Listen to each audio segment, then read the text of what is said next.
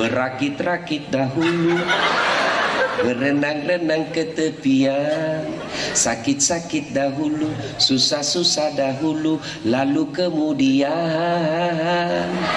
berbahagia. Pegawai honor itu kasihan.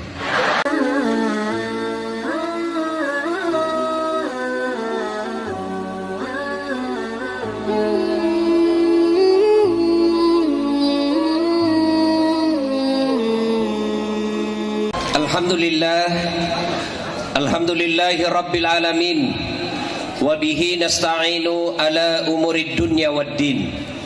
Ashhadu an la ilaha illallah wa ashhadu anna muhammadan abduhu wa rasuluh.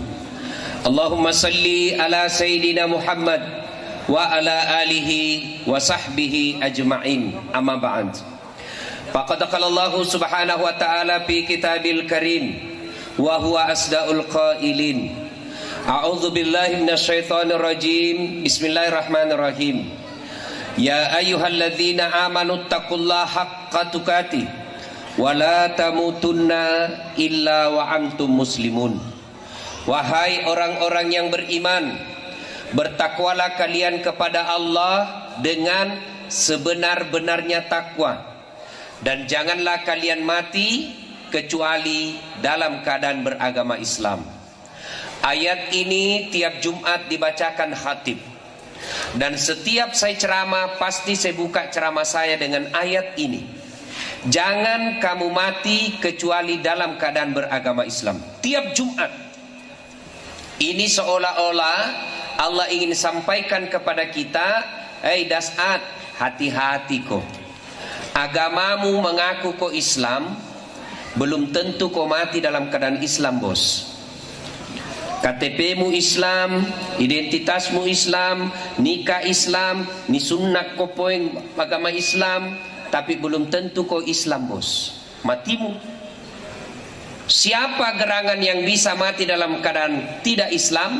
Mohon maaf, Pak, mohon maaf. Jangan marah, jangan marah. Contoh gini, contoh gini. Duda. Ada duda di sini. Dilarang menikah sama anaknya. Nah bilang anaknya, nggak perlu mak bede matoan oh. 65 mi umurmu. Nah kasih bodoh-bodoh jago itu nanti istrimu. Umurnya 65 tapi nafsunya 20. Akhirnya apa? Nggak menikah. Sementara nafsunya tinggi. Akhirnya apa? Pergi berzina. Makan pil obat kuat 2 biji. Pas dia telan 2 biji overdosis, mati di atas perut. Mati kafir ini orang gara-gara anaknya larang menikah. Jangan kau larang bapakmu menikah. Kenapa? Ada hal yang tidak bisa kalian urus. Contoh, jangan marah. Contoh ji. Pedagang. Ada pedagang di sini. Asli gini. Asli. Betul kok. Ternyata palsu. Manis gini anu langsatmu. Manis. Betul kok. Sekalinya sampai ki di rumah kecut. Datang ki marah-marah, kau tipu saya. Nah bilang penjualnya, bapak beli berapa? 2 kilo. Nah bilang bapak 2 kilo ji satu, saya 1 trek ku beli. Nipu. Jangan marah, contoh gini. Anak muda lem pox, nah campur lem tikus, pergi nah mati kafir kodongo. Apalagi contoh, jangan marah. Anak sekolah buru-buru pergi naik motor, terlambat ujian, melanggar rambu lalu lintas. Dilihat sama polisi, dikejar. Kau melanggar. Kau tidak lihat ini rambu-rambu? Saya lihat ji pak. Kenapa kau langgar? Saya tidak lihat ki pak.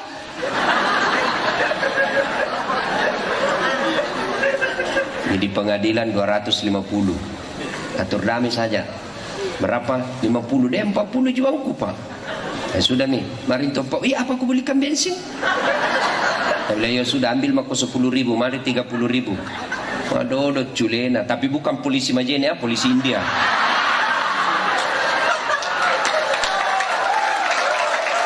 Polisi India. Polisi Majene Pak luar biasa, bikin tabligh akbar rame begini. Kalau majelis taklim mau undang nggak bisa kok. Untung ada polisi ngundang saya, masya Allah. Saya senang sekali kalau polisi ngundang, protapnya jelas. Dijemput pakai yung yung yung yung yung, masya Allah, biasa. Nah, ibu bapak, saudara-saudara sekalian, insya Allah Pak, kita tidak akan mati dalam keadaan berzina. Kita tidak akan mati dalam keadaan berjudi. Kita tidak akan mati dalam keadaan lagi jual barang haram. Tapi yang bisa membuat kita mati kafir gara-gara mulut makan barang haram. Itulah sebabnya selalu diingatkan, jangan kamu mati kecuali dalam keadaan Islam. Dan yang membuat kita bisa mati kafir yaitu gara-gara makan. Wa qala idan, Allah kemudian berfirman, Bismillahirrahmanirrahim, ya ayyuhalladzina amanu dukhulu fis-silmi kaffatan wa la tattabi'u khutuwatis syaitan innahu lakum adu mubin. Wahai orang-orang yang beriman, masuklah engkau ke dalam Islam secara sempurna, Islam secara benar, bukan Islam pencitraan, bukan Islam pil caleg. Ini politisi kalau mau pil caleg penampilannya beda-beda, nah kala-kala Ustaz Dasad langsung tuh pakai songkok, pakai gamis, pegang tasbih, pasang baleho 4 kali 6, Allahu Akbar. Begitu disuruh mengaji mundur. Banyak kulihat begitu. Dan fotonya caleg sekarang Pak bikin bingung, macam-macam gayanya. Ada yang lebih parah saya lihat di Makassar Pak, kepalanya di bawah, baru nak tulis siap jungkir balik untuk rakyat. Apa tipu. Saya sepanjang jalan lihat macam-macam foto na caleg Pak. Itu saya lihat itu caleg-caleg gagah-gagah Pak, bersih mulus mukanya. Fotonya halus. Sekalinya lihat aslinya, hancur. Ternyata kamera 360. Jadi situ saja bisa beritahu bos, penipu ini nah jelek, kenapa gagah? Itu penipu, sudah kelihatan itu tukang tipu. Ada caleg di sini? Oh, caleg baik yang hadir, caleg baik yang hadir.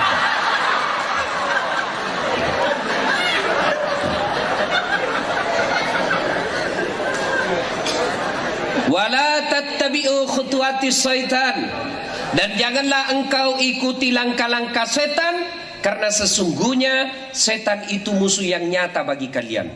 Musuh kalian bukan Polri, musuh kalian bukan polisi, musuh kalian bukan tentara, musuh kalian bukan pejabat, musuh kalian bukan ulama, musuh kalian bukan penceramah, musuh kalian bukan pesantren, musuh kalian bukan pendakwah, musuh kalian yang nyata adalah setan.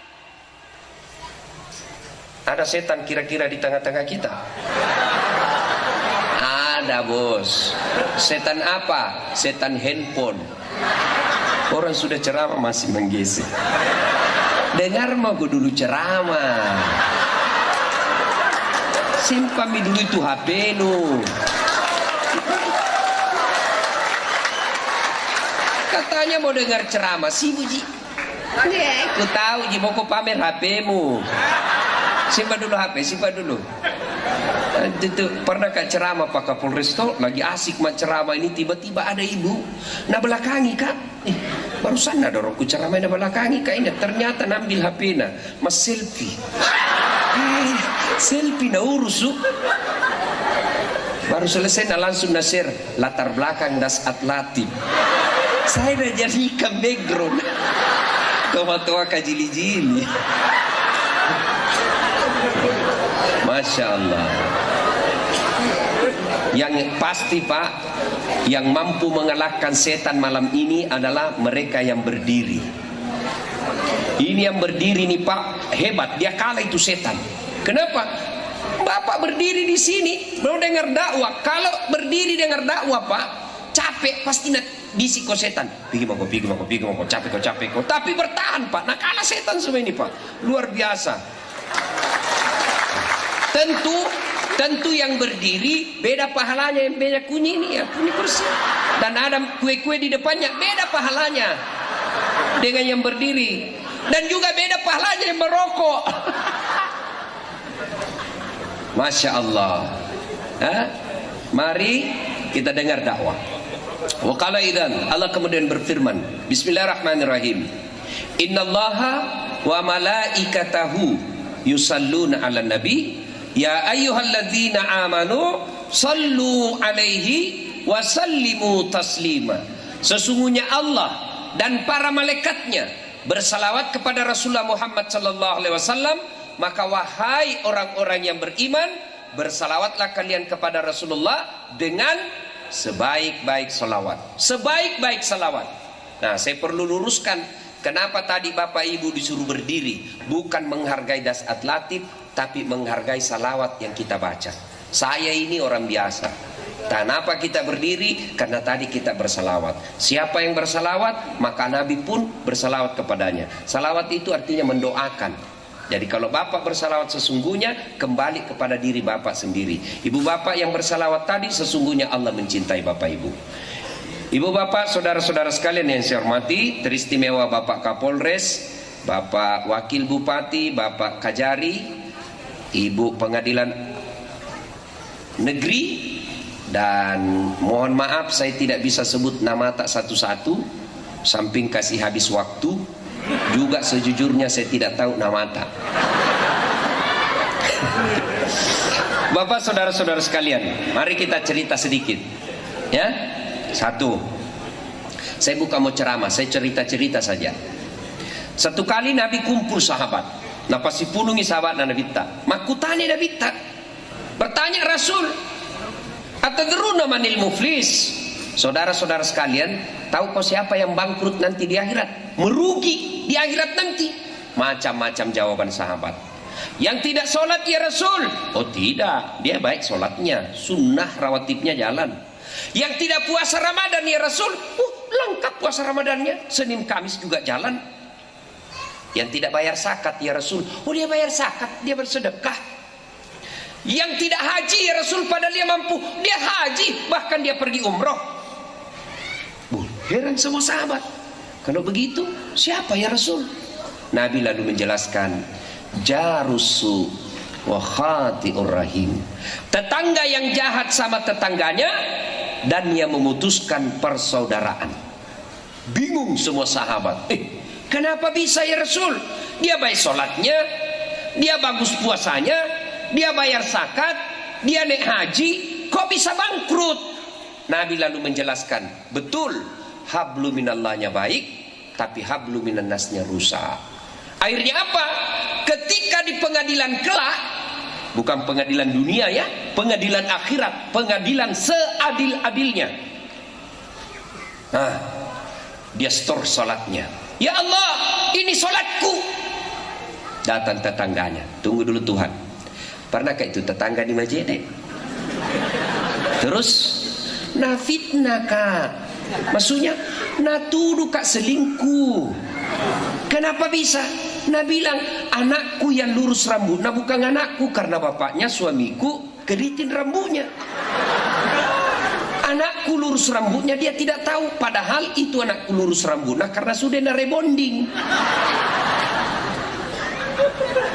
Gara-gara fitnahnya satu kampung membenci saya. Saya minta keadilan ya Allah. Ma pedik nyawaku, sakit hati kak. Nah fitnah begitu kasihan. Saya minta keadilan. Allah lalu berfirman, memang hari ini adalah hari ditegakkannya keadilan. Tidak ada satu perbuatan yang tidak dibalas. Oke, ambil sholatnya itu. Sudah, habis mi sholatnya bu. Datang, dia store lagi puasanya. Ya Allah, ini puasaku. Datang lagi, tunggu dulu Tuhan. Pernahkah ikut pilih caleg? Nah fitnah kak, gara-gara fitnahnya saya tidak terpilih. Padahal saya sudah jual sawah, pasang baleho 77, tidak terpilih gara-gara fitnahnya. Dan dia bantu mulai broadcast Mulai dia sebar di medsos. Saya minta keadilan ya Allah.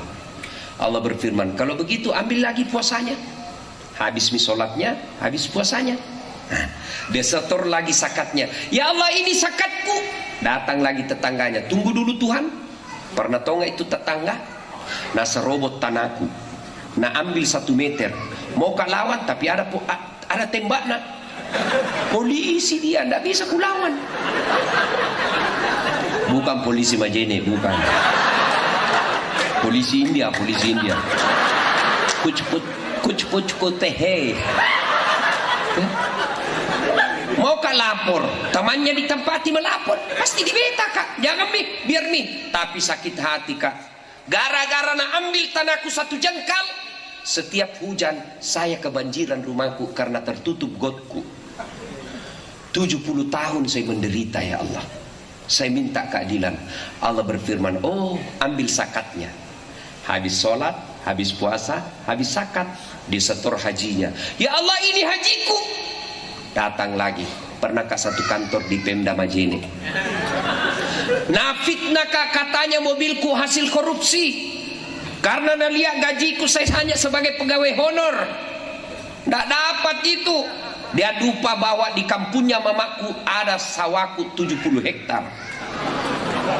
Gara-gara fitnahnya, saya tidak diangkat-angkat jadi PNS. Tidak ada namaku di K1, tidak ada namaku di K2. Saya bilang, tenang bos, pulang kau cari di KK, pasti ada namanya. Pegawai honor jangan cebas. Ku tahu di Laguna pegawai honor. Ku tahu lagunya kalau pegawai honor. Laguna Umerama selalu nasindir. Berakit-rakit dahulu, berenang-renang ke tepian, sakit-sakit dahulu, susah-susah dahulu, lalu kemudian berbahagia. Pegawai honor itu kasihan. Akhirnya Allah berfirman, karena fitnahnya ambil dia punya haji. Habis sholat, habis puasa, habis zakat, habis haji. Habis campur mana nih amalakna? Ternyata masih ada yang datang. Saya juga minta keadilan ya Allah. Saya pernah disakitinya, saya juga dihina, dimaki, tidak pernah saya lawan karena saya anak buah. Ditendang pantatku, siap salah. Ditinju perutku, siap salah. Padahal tidak salah. Saya sakit hati ya Allah. Lalu Nabila yang tadi yang banyak amalnya, Tuhan bagaimana caranya ini? Habis mi amalku. Dek nagaga, habis ya Allah. Allah berfirman, oh tidak ada kekejian, tidak ada maksiat, tidak ada dosa yang tidak mendapat ganjaran hari ini. Karena habis amalmu, habis dosanya itu yang pernah kau tendang-tendang. Habislah pahala kebaikannya, sementara dosanya orang datang. Datang lagi yang satu, datang lagi yang satu, datang yang satu. Numpuk dosanya orang masuk ke dirinya. Inilah yang disebut bangkrut.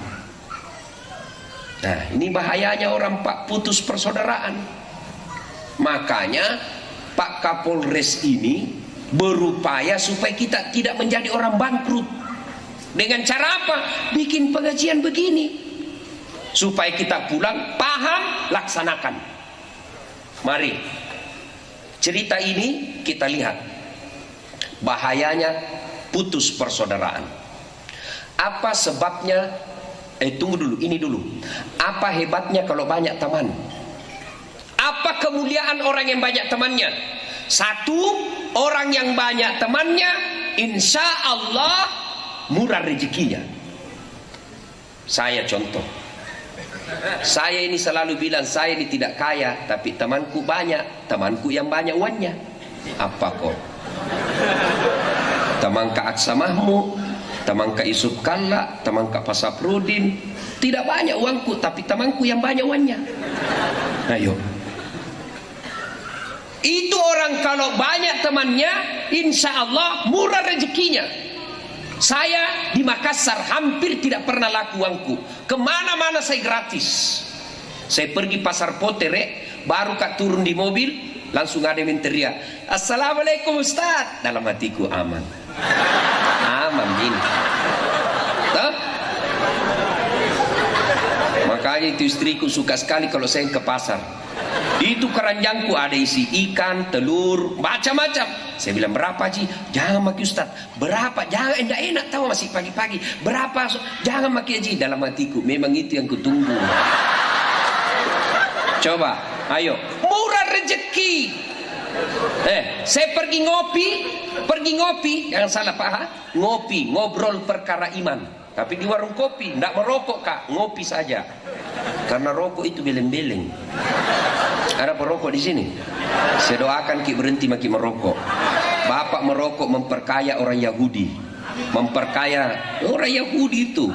Ibu-ibu senang suaminya merokok. Dengar itu kasihan jeritan hati para ibu. Ini bapak-bapak seheran yang merokok. Nah bilang baik itu rokok. Kalau baik itu rokok Pak, mulai besok panggil anak tak pagi-pagi merokok kisah anak tadi depan sama istri tak. Mau Ki bilang baik. Nah bilang tidak jalan otakku kalau tidak merokok Kak. Bohong, Ramadan jalan di otakmu. Jangan ketawa, saya serius ini. Mudah-mudahan yang merokok berhenti merokok. Itu orang merokok biasa aku bilang kayak kurang kerjaan. Itu saja nak kerja 5 menit.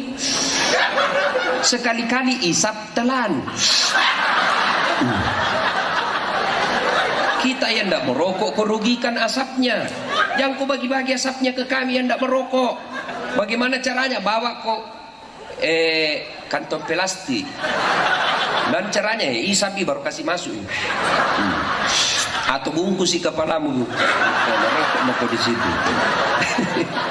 Jangan marah Pak ya, jangan marah Pak ya. Saya suruh kau undang nggak?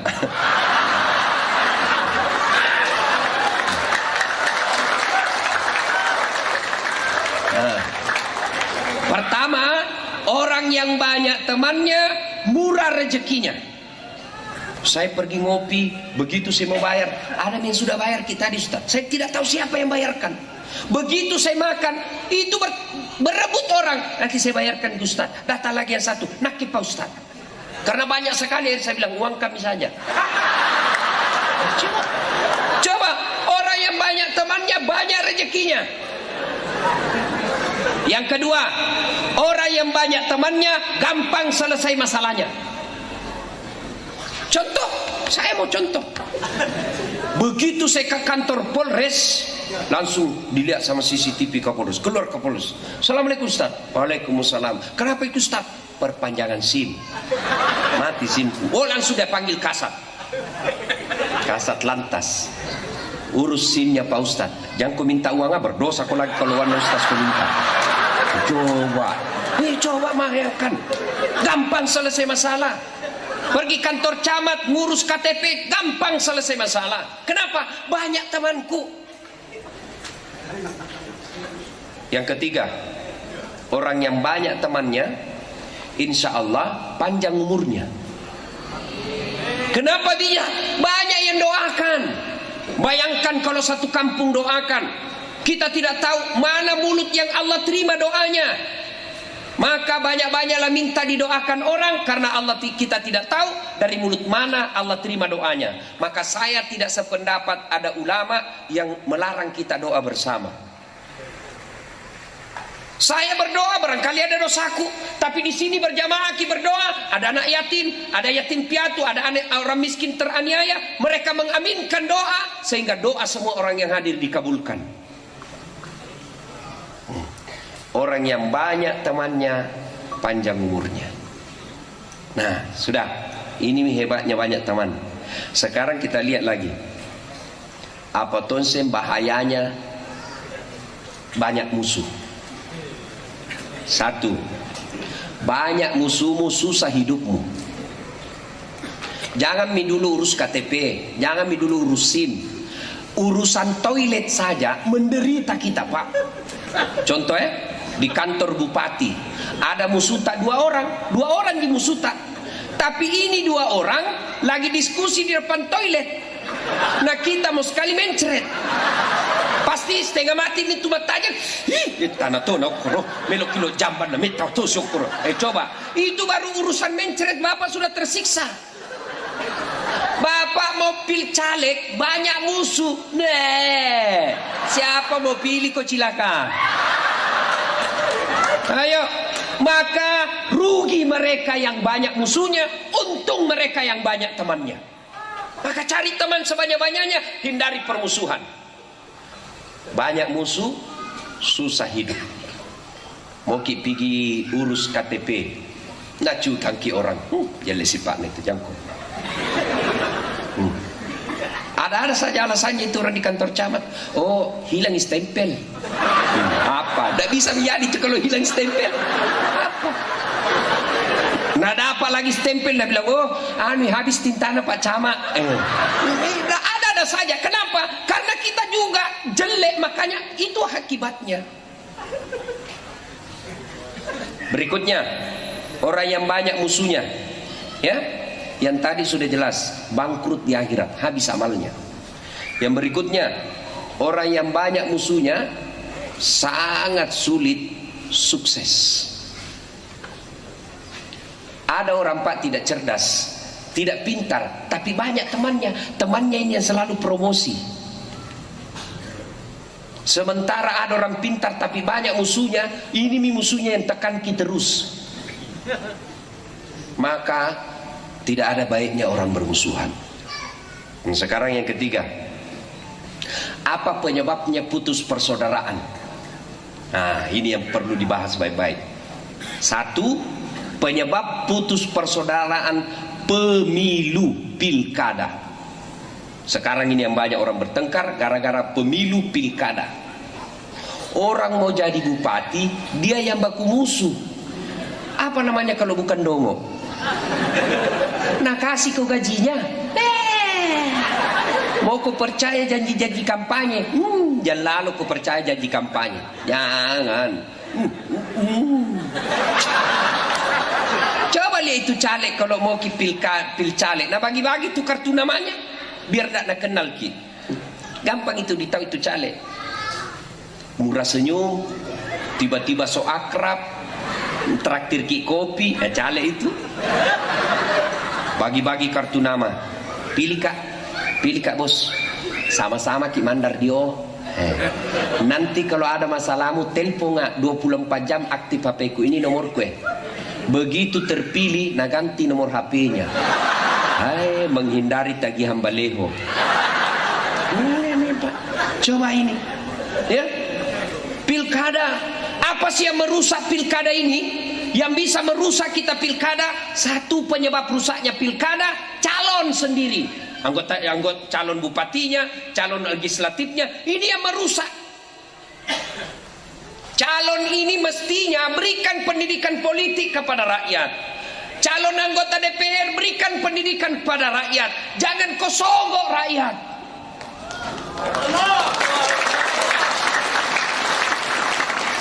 Ini tidak nyogok rakyat. Dia bilang apa? Jangan kopi sosialisasi, gampang kasih serangan fajar. Akhirnya apa? Masyarakat juga tulis siap menerima serangan fajar. Kenapa negara kita hancur ini pak? Karena kadangkala ada yang mau menyogok, ada yang mau disogok. Coba kalau ada orang mau menyogok tapi tidak ada orang mau disogok, tidak jalan itu uang. Kalau bapak ini rusak negara kita, para caleg yang perusak negara kita ini yang money politik, nyogok, maka tolong para caleg jangan biasakan nyogok rakyat. Bagaimana cara supaya terpilih Ustadz? Sampaikan visi misi, apa yang kalian mau lakukan. Saya punya pengalaman ikut pilkada pak di Makassar. Apa yang saya lakukan? Saya door to door, saya datang ke rumah. Saya tahu, meskipun saya tahu, oh ini sudah ada yang pilih, ini pemilihnya ini, saya tetap naik silaturahmi. Saya cerita kenapa saya masuk, saya cerita apa sebabnya, apa visi misi yang saya mau lakukan. Setelah itu dia paham, baru dia bilang, sebenarnya sudah aku janji ini Pak Ustaz, tapi tanam maki 5 aja di sini, insya Allah aku kasih ki 2. Jangan bayangkan fulus. Kita juga masyarakat pak, jangan mau disogok. Bapak dikasih ini juga kan kita kadangkala marah lihat orang korupsi, marah mau mengamuk, mau dilempar itu televisi, lihat itu koruptor. Tapi kita juga yang mengajari mereka korupsi. Kenapa? Karena sebelum dipilih kita minta memang maki uang. Diajak ke sosialisasi, apa kita bilang? Ada lagi pembeli rokoknya. Kalau Bapak mau memperbaiki negara ini, mulai dari diri kita sendiri. Gimana caranya Ustadz? Jangan kita mau disogok.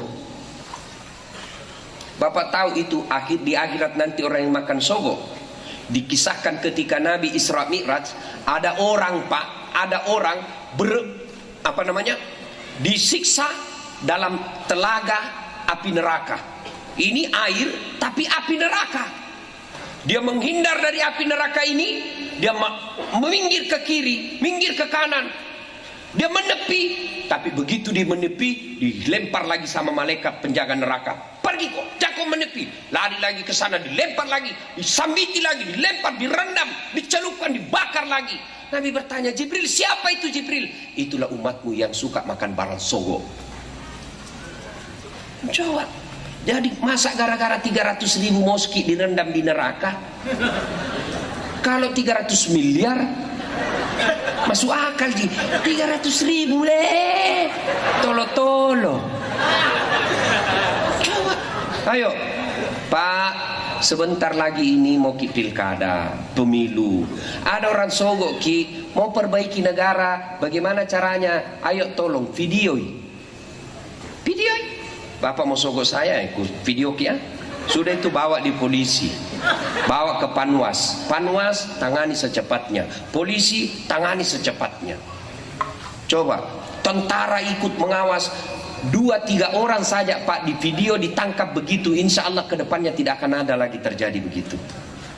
Mari belajar politik, ya, tidak usah kursus ilmu politik. Bagaimana caranya? Politik praktisnya, jangan terima sogok. Dan orang yang mau menyogok, berhentilah untuk menyogok. Jangan menghina masyarakat dengan menyogok itu.